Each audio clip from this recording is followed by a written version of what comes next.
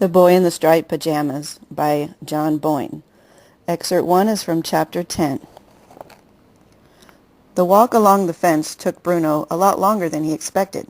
It seemed to stretch on and on for several miles. He walked and walked, and when he looked back, the house that he was living in became smaller and smaller, until it vanished from sight altogether. During all this time he never saw anyone anywhere close to the fence, nor did he find any doors to let him inside, and he started to despair that his exploration was going to be entirely unsuccessful. In fact, although the fence continued as far as the eye could see, the huts and buildings and smokestacks were disappearing in the distance behind him, and the fence seemed to be separating him from nothing but open space. After walking for the best part of an hour and starting to feel a little hungry, he thought that maybe that was enough exploration for one day, and it would be a good idea to turn back. However, just at that moment, a small dot appeared in the distance, and he narrowed his eyes to try to see what it was. Bruno remembered a book he had read in which a man was lost in the desert, and because he hadn't had any food or water for several days, he started to imagine that he saw wonderful restaurants and enormous fountains. But when he tried to eat or drink from them, they disappeared into nothingness, just handfuls of sand. He wondered whether that was what was happening to him now. But while he was thinking this, his feet were taking him step by step closer and closer to the dot in the distance, which in the meantime had become a speck, and then began to show every sign of turning into a blob. And shortly after that the blob became a figure. And then, as Bruno got even closer, he saw that the thing was neither a dot nor a speck, nor a blob nor a figure, but a person. In fact, it was a boy. Bruno had read enough books about explorers to know that one could never be sure what was going to find. Most of the time they came across something interesting that was just sitting there, minding its own business, waiting to be discovered, such as America. Other times they discovered something that was probably best left alone, like a dead mouse at the back of a cupboard. The boy belonged to the first category.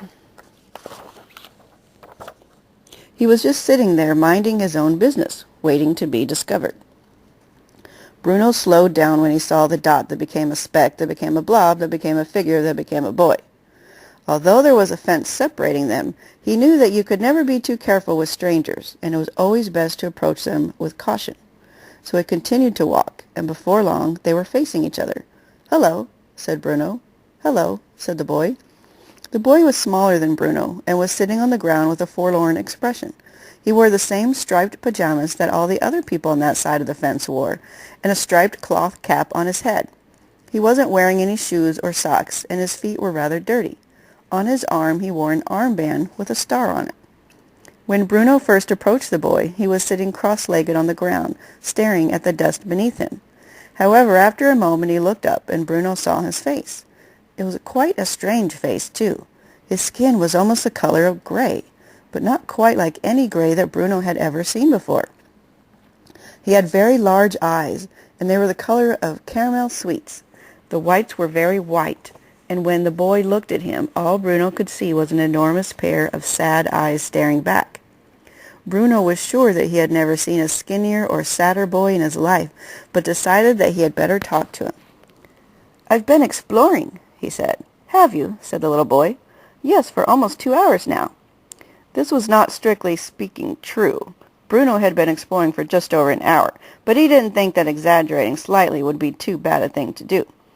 It wasn't quite the same thing as lying, and made him seem more adventurous than he really was. "Have you found anything?" asked the boy. "Very little." "Nothing at all?" "Well, I found you," said Bruno after a moment. He stared at the boy and considered asking him why he looked so sad, but hesitated because he thought it might sound rude. He knew that sometimes people who were sad didn't want to be asked about it. Sometimes they'd offer the information themselves, and sometimes they wouldn't stop talking about it for months on end. But on this occasion, Bruno thought that he should wait before saying anything. He had discovered something during his exploration, and now that he was finally talking to one of the people on the other side of the fence, it seemed like a good idea to make the most of the opportunity. He sat down on the ground on his side of the fence and crossed his legs, like the little boy, and wished that he had brought some chocolate with him, or perhaps a pastry that they could share. I live in the house on this side of the fence, said Bruno. Do you? I saw the house once from a distance, but I didn't see you. My room is on the first floor, said Bruno. I can see right over the fence from there. I'm Bruno, by the way. I'm Shmuel, said the little boy. Bruno scrunched up his face, not sure that he had heard the little boy right. What did you say your name was? He asked. Shmuel, said the little boy, as if it was the most natural thing in the world. What did you say your name was? Bruno, said Bruno. I've never heard of that name, said Shmuel. And I've never heard of your name, said Bruno. Shmuel. He thought about it. Shmuel, he repeated. I like the way it sounds when I say it. Shmuel. It sounds like the wind blowing. Bruno, said Shmuel, nodding his head happily. Yes, I think I like your name too. It sounds like someone who's rubbing their arms to keep warm. I've never met anyone called Shmuel before, said Bruno. There are dozens of Shmuels on this side of the fence, said the little boy. Hundreds, probably. I wish I had a name all my own. I've never met anyone called Bruno, said Bruno. Other than me, of course. I think I might be the only one. Then you're lucky, said Shmuel. I suppose I am. How old are you? He asked. Shmuel thought about it and looked down at his fingers, and they wiggled in the air as if he was trying to calculate. I'm 9. My birthday is April the 15th, 1934. Bruno stared at him in surprise. What did you say? He asked. I said my birthday is April the 15th, 1934. Bruno's eyes opened wide and his mouth made the shape of an O. I don't believe it. Why not? Asked Shmuel. No, said Bruno, shaking his quickly. I don't mean I don't believe you. I mean I'm surprised, that's all, because my birthday is April the 15th, too, and I was born in 1934. We were born on the same day. Shmuel thought about this. So you're 9, too? He said. Yes, isn't that strange? Very strange, said Shmuel, because there may be dozens of Shmuels on this side of the fence, but I don't think I've ever met anyone with the same birthday as me before. We're like twins, said Bruno. A little bit, agreed Shmuel. Bruno felt very happy all of a sudden. A picture came into his head of Carl and Daniel and Martin, his 3 best friends for life, and he remembered how much fun they used to have together back in Berlin, and he realized how lonely he had been at Outwit. Do you have many friends? Asked Bruno, cocking his head a little to the side as he waited for an answer. Oh, yes, said Shmuel. Well, sort of. Bruno frowned. He had hoped that Shmuel might have said no, as it would give them something else in common. Close friends? He asked. Well, not very close, said Shmuel. But there are a lot of us, boys our age, I mean, on this side of the fence. We fight a lot of the time, though. That's why I come out here, to be on my own. It's so unfair, said Bruno. I don't see why I have to be stuck over here on this side of the fence when there's no one to talk to and no one to play with, and you get to have dozens of friends and are probably playing for hours every day. I'll have to speak to Father about it. Where'd you come from? Said Shmuel, narrowing his eyes and looking at Bruno curiously. Berlin. Where's that? Bruno opened his mouth to answer, but found that he wasn't entirely sure. It's in Germany, of course, he said. Don't you come from Germany? No, I'm from Poland, said Shmuel. Bruno frowned. Then why do you speak German? He asked. Because you said hello in German, so I answered in German. Can you speak Polish? No, said Bruno, laughing nervously. I don't know anyone who can speak 2 languages, especially no one of our age. Mama is a teacher in my school, and she taught me German, explained Shmuel. She speaks French, too, and Italian and English. She's very clever. I don't speak French or Italian yet, but she said she'd teach me English one day because I might need to know it. Poland, said Bruno thoughtfully, weighing up the word on his tongue. That's not as good as Germany, is it? Shmuel frowned. Why isn't it? He asked. Well, because Germany is the greatest of all countries, Bruno replied, remembering something that he had overheard Father discussing with Grandfather on any number of occasions. We are superior. Shmuel stared at him but didn't say anything, and Bruno felt a strong desire to change the subject, because even as he had said the words, they didn't sound quite right to him, and the last thing he wanted was for Shmuel to think that he was being unkind. Where is Poland, anyway? He asked after a few silent moments had passed. Well, it's in Europe, said Shmuel. Bruno tried to remember the countries he had been taught about in his most recent geography class with Herr Leitz. Have you ever heard of Denmark? He asked. No, said Shmuel. I think Poland is in Denmark, said Bruno, growing more confused even though he was trying to sound clever. Because that's many miles away, he repeated for added confirmation. Shmuel stared at him for a moment and opened his mouth and closed it twice, as if he was considering his words carefully. "But this is Poland," he said finally. "Is it?" asked Bruno. "Yes, it is, and Denmark's quite far away from both Poland and Germany." Bruno frowned. He had heard all these places, but he always found it hard to get them straight in his head. "Well, yes," he said, "but it's all relative, isn't it? Distance, I mean." He wished they could get off the subject, as he was starting to think he was entirely wrong, and made a private resolution to pay more attention in future in geography class. "I've never been to Berlin," said Shmuel. "And I don't think I've ever been to Poland before I came here," said Bruno, which was true because he hadn't. That is, if this really is Poland. "I'm sure it is," said Shmuel quietly, "although it's not a very nice part of it." "No? Where I come from is a lot nicer." "It's certainly not as nice as Berlin," said Bruno. "In Berlin we had a big house with 5 floors if you counted the basement and the little room at the top at the window. And there were lovely streets and shops and fruit and vegetable stalls and any number of cafes. But if you ever go there, I wouldn't recommend walking around town on a Saturday afternoon, because there are far too many people there then, and you get pushed from pillar to post. And it was much nicer before things changed." "How do you mean?" asked Shmuel. "Well, it used to be very quiet there," explained Bruno, who didn't like to talk about how things had changed, "and I was able to read in bed at night. But now it's quite noisy sometimes, and scary, and we have to turn all the lights off when it starts to get dark." "Where I come from, it's much nicer than Berlin," said Shmuel, who had never been to Berlin. "Everyone there is very friendly, and we have lots of people in our family, and the food is a lot better, too." "Well, we'll have to agree to disagree," said Bruno, who didn't want to fight with his new friend. "All right," said Shmuel. "Do you like exploring?" asked Bruno after a moment. "I've never really done any," admitted Shmuel. "I'm going to be an explorer when I grow up," said Bruno, nodding his head quickly. "At the moment I can't do very much more than read about explorers, but at least that means that when I'm one myself I won't make the mistakes they did." Shmuel frowned. "What kind of mistakes?" "Oh, countless ones," explained Bruno. "The thing about exploring is that you have to know whether the thing you found is worth finding. Some things are just sitting there, minding their own business, waiting to be discovered, like America. And other things are probably better off left alone, like a dead mouse at the back of the cupboard." "I think I belong to the first category," said Shmuel. "Yes," replied Bruno, "I think you do. Can I ask you something?" he added after a moment. "Yes," said Shmuel. Bruno thought about it. He wanted to phrase the question just right. "Why are there so many people on that side of the fence?" he asked. "And what are you all doing there?" Excerpt number 2, Chapter 12. "All I know is this," began Shmuel. "Before we came here, I lived with my mother and father and my brother Yosef in a small flat above the store where Papa makes his watches. Every morning we ate our breakfast together at 7 o'clock, and while we went to school, Papa mended the watches that people brought to him and made new ones, too. I had a beautiful watch that he gave me, but I don't have it any more.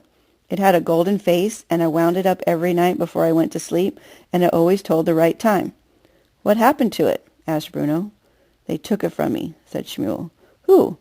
"The soldiers, of course," said Shmuel, as if this was the most obvious thing in the world.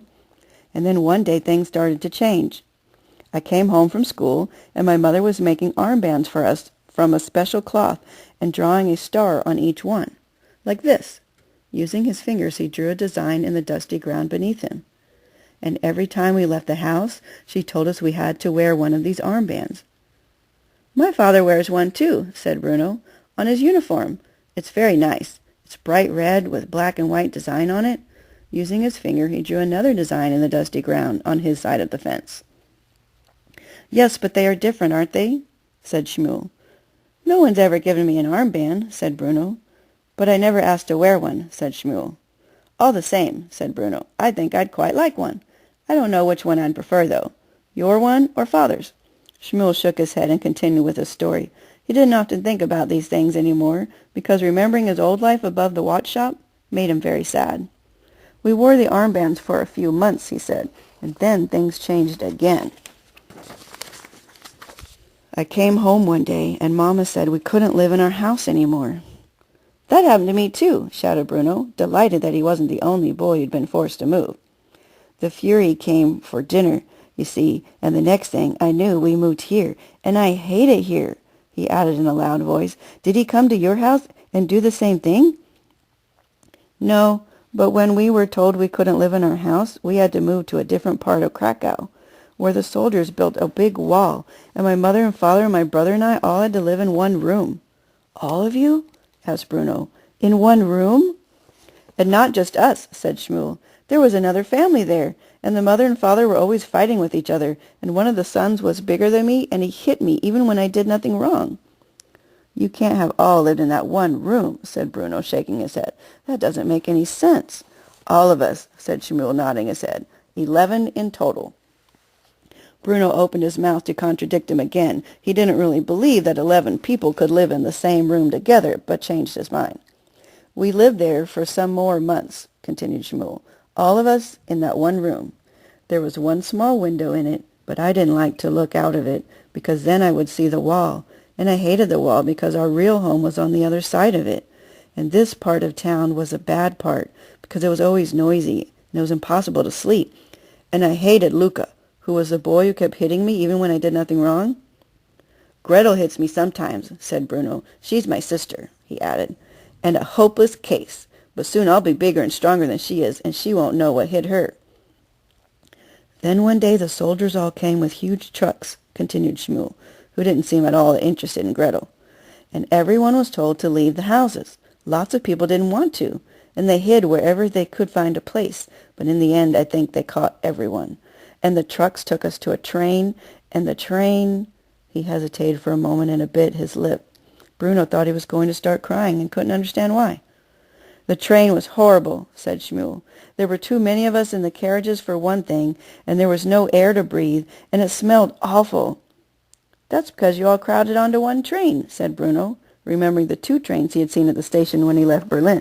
"When we came here, there was another one on the other side of the platform, but no one seemed to see it. That was the one we got. You should have got on that, too." "I don't think we would have been allowed," said Shmuel, shaking his head. "We weren't able to get out of our carriage." "The doors are at the end," explained Bruno. "There weren't any doors," said Shmuel. "Of course there were doors," said Bruno with a sigh. "They're at the end, just past the buffet section."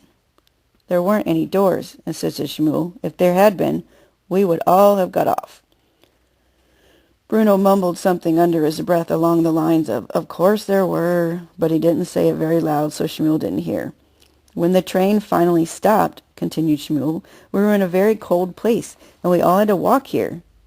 "We had a car," said Bruno, out loud now. "And Mama was taken away from us, and Papa and Joseph and I were put into the huts over there, and that's where we've been ever since." Shmuel looked very sad when he told the story, and Bruno didn't know why. It didn't seem like such a terrible thing to him, and after all, much the same thing had happened to him. "Are there many other boys over there?" asked Bruno. "Hundreds," said Shmuel. Bruno's eyes opened wide. "Hundreds?" he said, amazed. "That's not fair at all. There's no one to play with on this side of the fence. Not a single person." "We don't play," said Shmuel. "Don't play? Why ever not?" "What would we play?" he asked, his face looking confused at the idea of it. "Well, I don't know," said Bruno. "All sorts of things. Football, for example. Or exploration. What's the exploration like over there anyway? Any good?" Shmuel shook his head and didn't answer. He looked back toward the huts and turned back to Bruno then. He didn't want to ask the next question, but the pains in his stomach made him. "You don't have any food on you, do you?" he asked. "Afraid not," said Bruno. "I meant to bring some chocolate, but I forgot."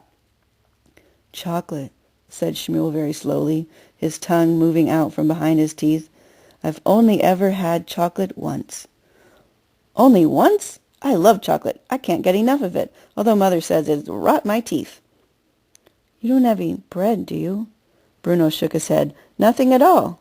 Dinner isn't served until 6:30. What time do you have yours?"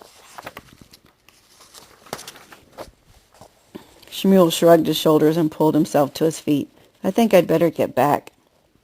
"Perhaps you can come to dinner with us one evening," said Bruno, although he wasn't sure it was a very good idea. "Perhaps," said Shmuel, although he didn't sound convinced.